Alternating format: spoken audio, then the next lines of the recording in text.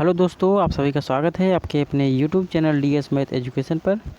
आज हम बात करेंगे एसएससी जीडी का प्रैक्टिस सेट।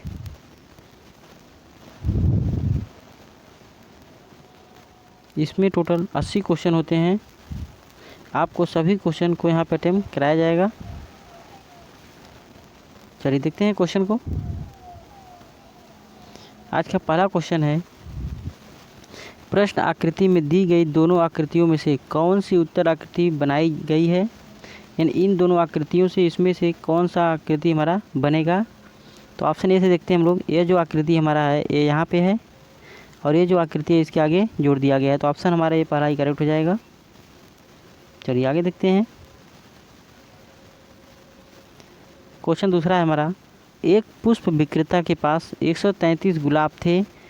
उसने उनमें से 5/7 बेच दिए। उसके बाद उसके पास कुल कितने गुलाब शेष बचे हैं।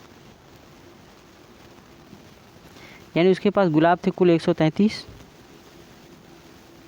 उसमें से 5/7 बेच दिया, यानी 5/7 को बेच दिया। तो अगर हम इसको सॉल्व करें तो 7 एकम 7, 19 कट जाएगा यहाँ से। तो और 19 गुणा करेंगे 5 हो जाएगा, 19 बचे 95 हो जाएगा। यानी 95 गुलाब इन्होंने बेच दिए।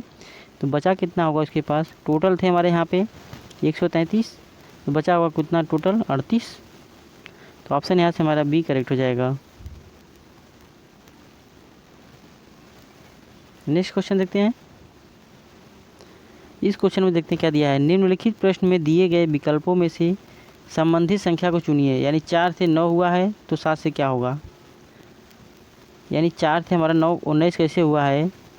तो अगर हम लोग 4 का स्क्वायर कर दें और प्लस का 3 कर दें तो 4 चौके 16, 3 हो जाएगा 19।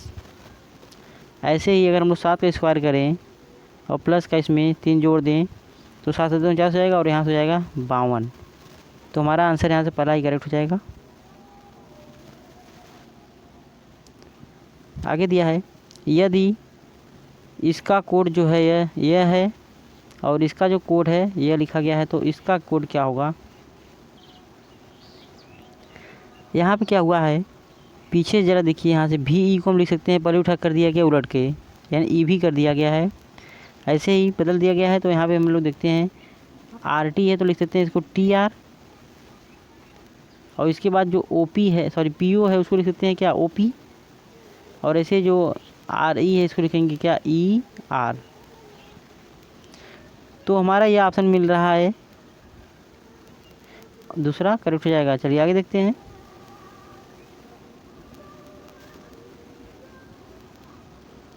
प्रश्न में दिए गए विकल्पों में से कौन सा विकल्प निम्नलिखित शब्दों का सार्थक क्रम है। इसका आंसर आप लोग कमेंट कीजिएगा। देखते हैं।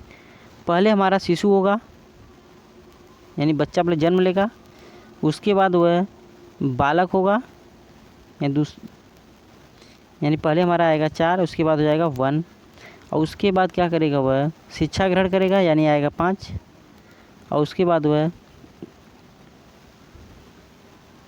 व्यवसाय शुरू करेगा, यानी हो जाएगा यहाँ से दूसरा। अब उसके बाद क्या करेगा वह विवाह करेगा, यानी तीसरा ऑप्शन से हो जाएगा। यानी हमारे आंसर हो जाएगा यहाँ से चौथा करेक्ट हो जाएगा, यानी 4 1 5 2 3। तो ऑप्शन हमारे यहाँ से 4 करेक्ट हो जाएगा। नेक्स्ट क्वेश्चन देखते हैं।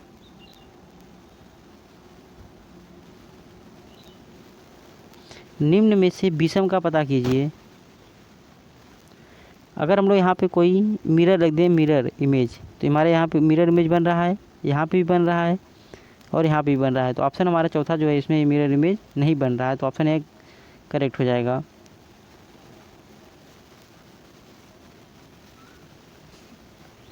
चलिए आगे देखते हैं। निम्नलिखित प्रश्न में से एक श्रृंखला दी गई है जिसमें पद एक लुप्त है। दिए गए विकल्पों में से सही विकल्प चुनिए जो श्रृंखला को पूरा करे। तो यहाँ पे हमारा बना है बी सी डी से, फिर बना है डी बी सी, फिर ई एफ जी से यहाँ पे क्या आएगा भराएगा। तो यहाँ पे देखिए बी सी डी जो है यहाँ पे, यानी इसको लिखा गया है डी को पहले कर दिया गया, उसके बाद लिखा गया है बी और सी। तो ऐसे यहाँ करेंगे हम लोग सी को यहाँ पे हम लोग क्या करेंगे, जी को पहले लिखेंगे, उसके बाद लिखेंगे ई और एफ हो जाएगा। तो हमारा ये ऑप्शन दूसरा करेक्ट हो जाएगा। चलिए आगे देखते हैं।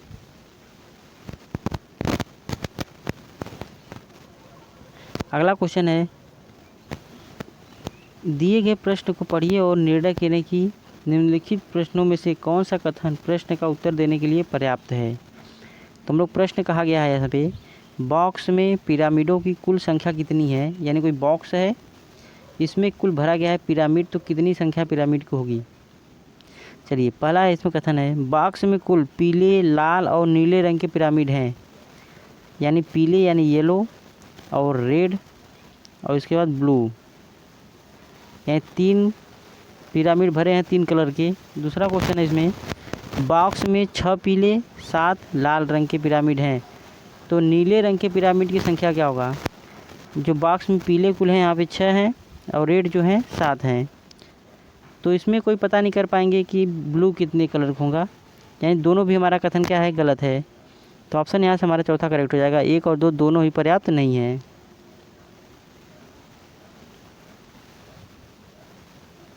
चलिए, निम्नलिखित दी गई आकृति में आयत मौजूद हैं, इसमें से आपको आयत को काउंट करना है।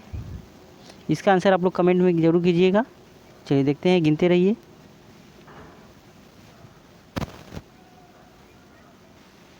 चलिए आगे देखते हैं क्वेश्चन पे। कथन और निष्कर्ष पे आधारित है। कथन पहला हमारा है, सभी बच्चे विद्यार्थी हैं। दूसरा है, सभी विद्यार्थी खिलाड़ी हैं। इसके निष्कर्ष जो बना है हमारा, सभी क्रिकेट खिलाड़ी जो हैं विद्यार्थी हैं और सभी बच्चे जो हैं खिलाड़ी हैं। इस क्वेश्चन को सॉल्व करते हैं डायग्राम द्वारा।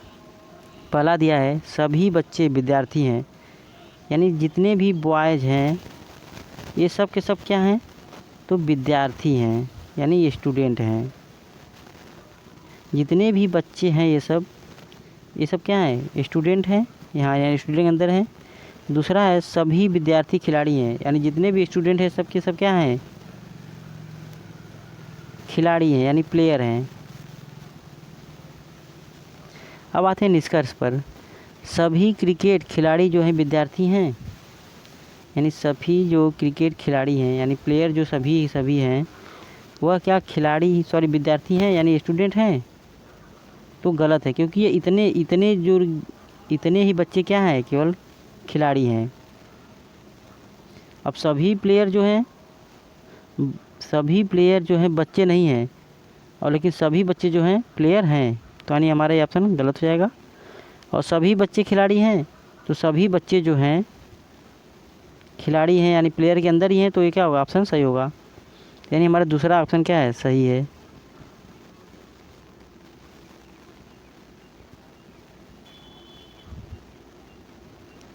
जो प्रश्न आगे दिया है वह विकल्प चुनिए जो प्रश्न में दिए गए शब्दों के अक्षरों का प्रयोग करके नहीं बनाया जा सकता है। यानी यहाँ पे सब संख्या दिया गया है, इससे यह संख्या बनाया गया है, तो कौन सा नहीं बनेगा। देखिए पहला देखते हैं, हम लोग मिलाते हैं। डी ई यहाँ पे दिया है, तो यहाँ पे हमारा डी है और ई है, और पी ई एन पी भी है यहाँ पे पी है, यानी यह सब के सब में से मिल रहे हैं। दूसरा भी ऐसे मिलाते हैं हम लोग। और तीसरा हम देखते हैं, अगर ध्यान दें तो आर यहाँ से आर मिल गया और ई है यहाँ पे। इसके बाद दिया है टी भी मान लेते हैं यहाँ पे है, और आर डबल बार आया है, तो आर यहाँ पे हमारा सिंगल ही है, यानी इसमें हमारा आर जो है एक ही बार है, यानी ये हमारा क्या हो जाएगा, गलत हो जाएगा, यानी ये बन नहीं पाएगा। तो ऑप्शन में हमारा यही करेक्ट हो जाएगा। चलिए आगे देखते हैं। तो दवा 5 मित्र एक पंक्ति में दक्षिण दिशा की ओर मुँह करके बैठे हैं। उनमें मोहन बालू और राजू के बीच में है, और राजू जो है प्रवीण के ठीक दाईं ओर है। इसी तरह अमित जो है बालू के ठीक दाईं ओर बैठा है। तो सबसे दाईं ओर कौन बैठा है, देखते हैं इसको। यानी 5 मित्र हैं और सबका मुंह दक्षिण दिशा में है, ये 5 मित्र हो गए। चलिए यहाँ देखते हैं, मोहन जो है बालू और राजू के बीच में है। अगर सपोज दैट हम लोग एक अनुमान लगा लेते हैं ऐसे ही, मोहन जो है बालू और राजू के बीच में बैठा है। अगर मान लो बालू यहाँ पे बैठा होगा तो राजू यहाँ पे बैठा होगा, यानी ये दोनों आपस में बगल में। आगे दिया है राजू जो है प्रवीण के ठीक दाईं ओर बैठा है। राजू जो है, यह जो राजू है यह जो है प्रवीण के क्या है ठीक दाईं ओर बैठा है। इधर क्या होगा, दाईं होगा, क्योंकि मुंह इसका दक्षिण दिशा में है। दक्षिण दिशा में होगा तो दाएं हाथ इधर जाएगा। आगे दिया है इसी तरह अमित जो है बालू के ठीक दाईं ओर बैठा है। तो बालू यहाँ पे है, इसका दायां हमारा हाथ इधर होगा। इधर कौन बैठा है, तो अमित बैठा है, यानी यहाँ पे अमित है। 1 2 3 4 5 लोग हो गए। तो यहाँ पे अगर मान लें ए बैठा है, अमित है, तो यहाँ पे बालू हो जाएगा, और यहाँ पे जो है मोहन हो जाएगा, और यहाँ पे जो है राजू, और यहाँ पे जो है पी यानी प्रवीण। तो पूछा है इसमें सबसे दाईं ओर कौन बैठा है, तो दाईं ओर कौन बैठा होगा, अमित। तो ऑप्शन यहाँ से हमारा दूसरा करेक्ट हो जाएगा। चलिए आगे देखते हैं।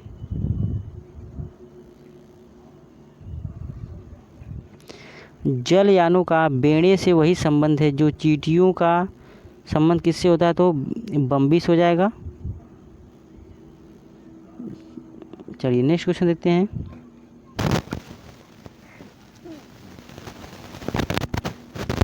निम्न में से कौन सा कथन वेन डायग्राम निम्नलिखित दिए गए वर्गों के बीच संबंध को सही ढंग से व्यक्त करता है,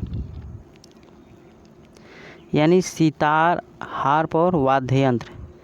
तो जो सितार और हार्प है यह क्या है, एक वाद्य यंत्र ही तो है, यानी वाद्य यंत्र के बीच में कौन आ जाएगा, तो सितार भी आ जाएगा और हार्प भी आ जाएगा। यानी ऑप्शन यहाँ से हमारा जो है सी करेक्ट हो जाएगा।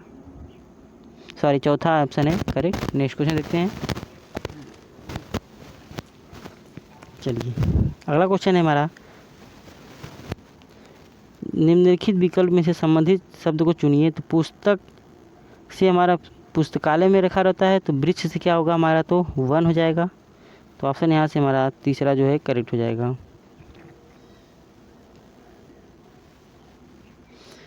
ये फिगर देखना है, यह यहाँ पे आया है, इसके बाद यहाँ पे चला गया, इसके बाद यहाँ चला गया, इसके बाद कहाँ पे आएगा, तो यहाँ पे आ जाएगा। यहाँ पे हमारा इसी में है, तो ऑप्शन ए करेक्ट हो जाएगा।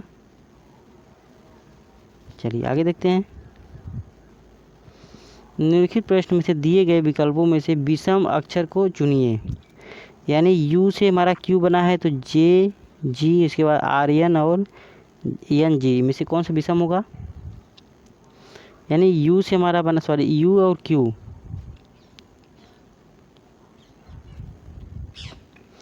यानी क्यू यहाँ पे है हमारा और यू यहाँ पर है, तो दोनों में डिफरेंस कितने का है, यानी आर यस टी, इसके बाद यू आएगा, यानी बीच में 3 का गैप है। ऐसे इसमें देखते हैं, जी यहाँ पे और जे, जी के बाद आएगा एच आई जे, यहाँ पे 2 ही डिफरेंस है, sorry H I 2 he difference होगा, यहाँ पे ये नहीं होगा,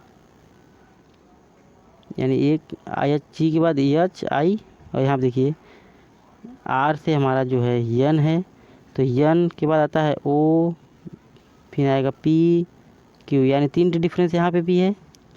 तो डिफरेंस हमारा यहाँ पे क्या है, 2 ही का है, यानी हमारा ऑप्शन 2 जो है करेक्ट हो जाएगा, ये वाला करेक्ट हो जाएगा। जे और यानी यहाँ पे क्या है, 2 ही का डिफरेंस है। यहाँ पे दिया है मिरर प्रतिबिंब बनाना है, तो यानी ये अगर हम यहाँ पे मिरर रखें तो ये हमारा जो सिस्टम है ये गोला वाला यहीं पर रहेगा और इधर चला जाएगा, तो ये इस तरह से फिगर बन जाएगा। ऐसा फिगर हमारा जो है ऑप्शन सी में है, तो हमारा जो ऑप्शन सी जो है करेक्ट हो जाएगा। चलिए आगे देखते हैं। निम्नलिखित में से क्या अविमीय राशि है, कौन सा जिसमें बीमा नहीं है, तो प्रभेद में बीमा नहीं होता है, तो ऑप्शन यहाँ से दूसरा करेक्ट हो जाएगा। तेलुगु कृति अमुक्तमाल्यद का लेखक कौन था, तो कृष्णदेव राय थे, ऑप्शन यहाँ से सी करेक्ट हो जाएगा। आगे देखते हैं। बीसीजी के टीके में सी का क्या अभिप्राय है, तो यह कैलमेट होता है, ऑप्शन यहाँ से ए करेक्ट हो जाएगा। नकदी रिजर्व अनुपात किसका उपकरण है? तो मौद्रिक नीति का है। ऑप्शन यहाँ से ए करेक्ट हो जाएगा। आगे बात करते हैं, किस दिल्ली सुल्तान ने कठोर नीति अपनाई थी? तो ये बलबन ने अपनाई थी। तो फ्रेंड्स, अगर ये वीडियो अच्छा लग रहा हो तो वीडियो को सब्सक्राइब जरूर कर लें चैनल को, और वीडियो को ज़्यादा से ज़्यादा शेयर करें। आगे बात करते हैं, पर्यावरण प्रदूषण में पर्यावरण में प्रदूषकों की उपस्थिति को सामान्य ppm में व्यक्त किया जाता है, जहां ppm का पूर्ण रूप क्या है? तो पार्ट्स पर मिलियन होता है। ऑप्शन यहाँ से 4 करेक्ट हो जाएगा।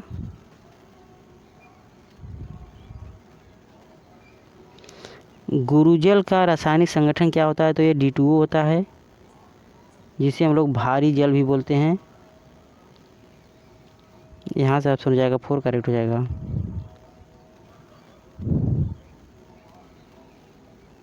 विश्व व्यापार संगठन का मुख्यालय कहाँ स्थित है? तो ये जेनेवा स्विट्जरलैंड में स्थित है।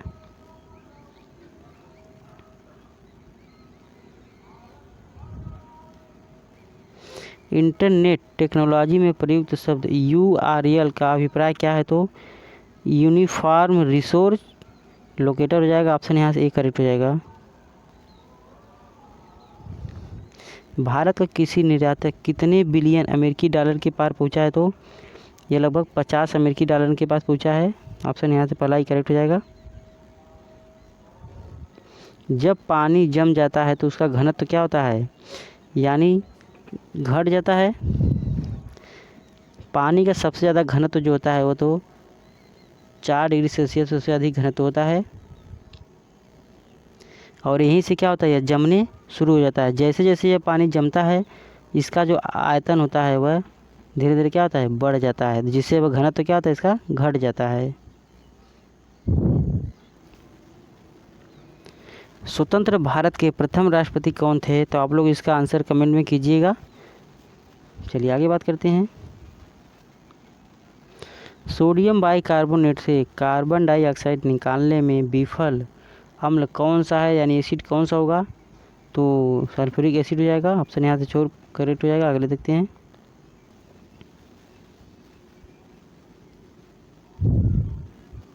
शेरशाह की महानता किसमें नहीं थी? तो यह प्रशासनिक सुधार से हो जाएगा। आगे बात करते हैं, उस प्रथम भारतीय का नाम बताइए जिसे ओलंपिक खेलों में एनाबॉलिक स्टेरॉयड का प्रयोग करने के कारण प्रतिबंध किया गया था। तो ये कौन थी? अश्विनी अकुंजी थी। ऑप्शन यहाँ से दूसरा करेक्ट हो जाएगा। हाल ही में RBI ने रिजर्व रेपो रेट कितने प्रतिशत रखी है? तो यह 4% रखा है।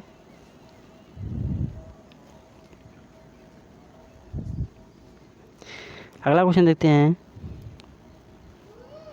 2,43,000 को किस लघुत्तम संख्या से विभाजित किया जाए कि भागफल जो है पूर्ण घन बन जाए?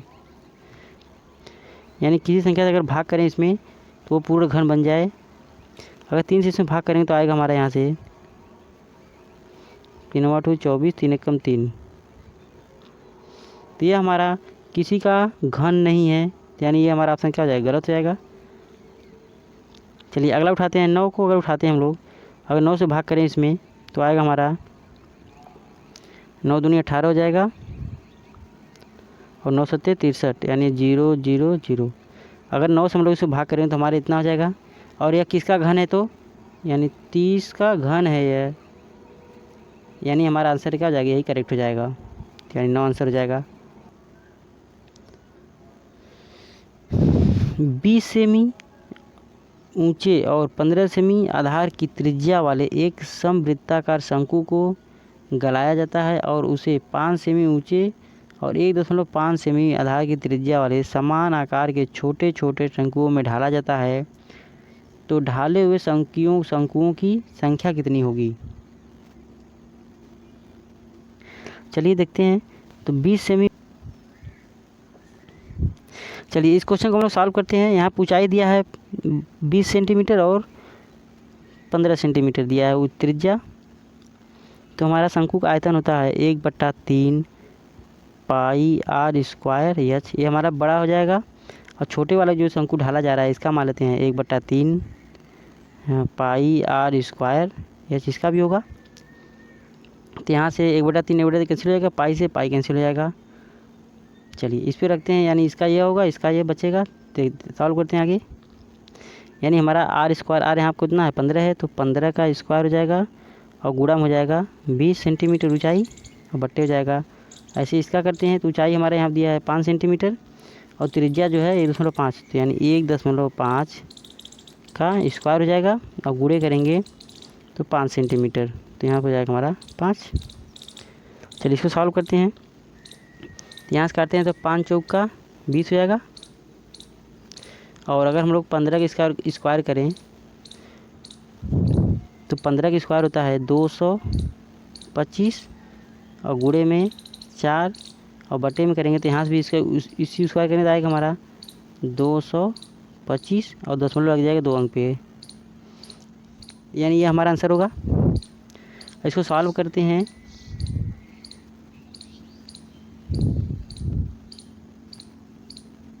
यानी हमारा था 225 गुणे में 4 और बटे में था 2.25।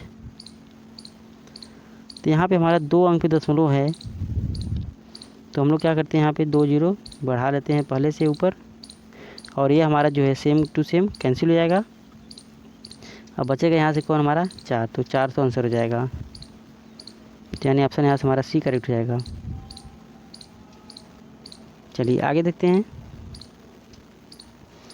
ए बी की जो औसत है वह 200 है, सी डी की जो औसत है वह 250 है। तो ए बी सी डी की औसत आयु कितना होगा। यानी ए बी दोनों को मिला के हमारा 1 है और इन दोनों को मिला के इतना है, तो ये दोनों और दोनों यानी 2 ही मिला के होगा। ये पूरा है मान लेते हैं और ये पूरा है, यानी हो जाएगा हमारा यहाँ से 200 और प्लस का हो जाएगा 250 और 2 मिला के हुआ तो 2 का भाग कर देंगे तो आ जाएगा हमारा आंसर। दोनों जोड़ के भाग करेंगे तो आएगा 225, तो हमारा ऑप्शन यहाँ से चौथा करेक्ट हो जाएगा। यदि कोई राशि जो है 15% प्रति साधारण ब्याज की दर से,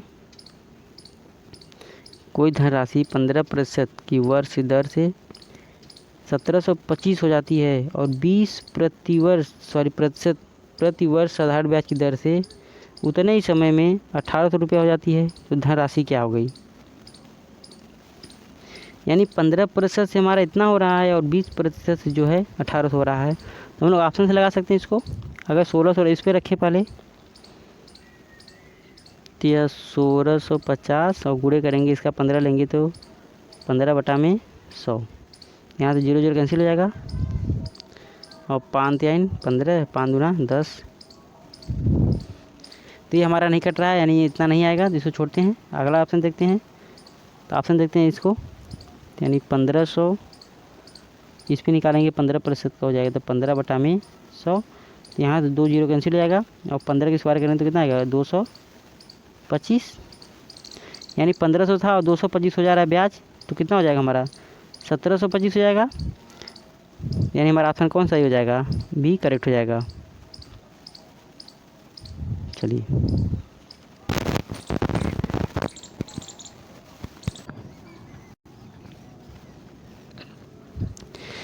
चलिए फ्रेंड्स आगे देखते हैं। राजू किसी काम को 20 दिन में पूरा करता है और रमेश जो है उसी काम को 25 दिन में पूरा करता है, तो रमेश के काम करने के 10 दिन बाद राजू ने काम शुरू किया, तब जाके काम पूरा होने में कितना दिन लगेगा। आइए इसे बात करते हैं। यानी यहाँ पे जो राजू है इसको 20 दिन लग रहा है, तो राजू को 20 दिन लग रहा है, ये मान लेते हैं राजू है, और रमेश को जो है 25 दिन लग रहा है। तो कुल काम निकालते हैं, दोनों का लस निकालते हैं, इन दोनों का लस निकालेंगे तो आएगा यहाँ पे 100, यानी कुल काम हमारा कितना है 100 है। और इसका क्षमता निकालते हैं तो राजू की क्षमता होगा 20 का भाग देंगे 100 में तो आएगा 20 पंजा 100, यानी राजू जो है एक दिन में 5 काम कर रहा है। ऐसे रमेश जो है भाग देंगे तो आएगा 25 चौका 100, यहाँ पे आएगा 4, यानी राजू जो है एक दिन में 5 काम कर रहा है और रमेश जो है एक दिन में 4 काम कर रहा है। इसमें दिया है 10 दिन बाद राजू ने काम शुरू किया, तो कौन कर रहा था उसके पहले? रमेश कर रहा था। रमेश एक दिन में 4 काम कर रहा है, तो 10 दिन में करेगा 10 चौके 40, यानी 40 काम ये तो कर दिया।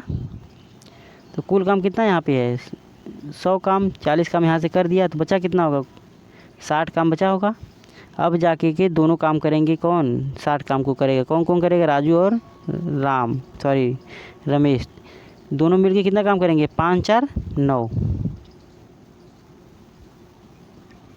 यानी दोनों लोग मिल करके एक दिन में 9 काम करेंगे। और कुल काम कितना हमारा है? तो 60 काम बचा है, यानी भाग करेंगे 9 का, तो काटते हैं तो आएगा यहाँ से 20 3 60, यानी आएगा 20/3। इसको भाग करते हैं तो आएगा 6 सही 2/3, यानी इसका भाग करेंगे तो आएगा इतना, यानी 6 सही 2/3 दिन लगा काम। और पहले ही 10 दिन यहाँ पे काम हो चुका है। 10 6 16 हो जाएगा, यानी 16 सही 2/3। तो ऑप्शन यहाँ से हमारा भी करेक्ट हो जाएगा।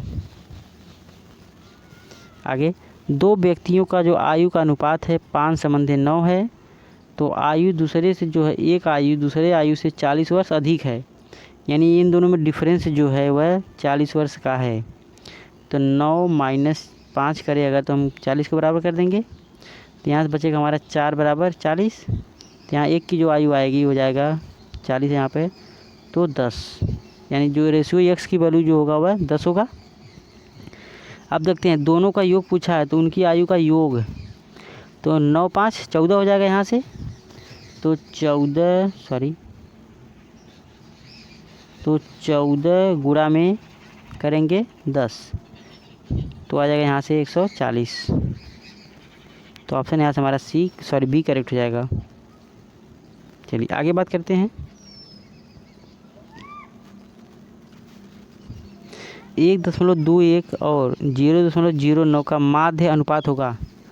माध्य अनुपात ज्ञात करने के लिए हम लोग आते हैं, रूट में निकालते हैं, यानी 1.21 और गुणा करेंगे 0.09 का। इसको हम लोग बाहर करते हैं तो ये हमारा 11 का वर्ग है और यह 9 का है, यानी यहाँ से हमारा बाहर आएगा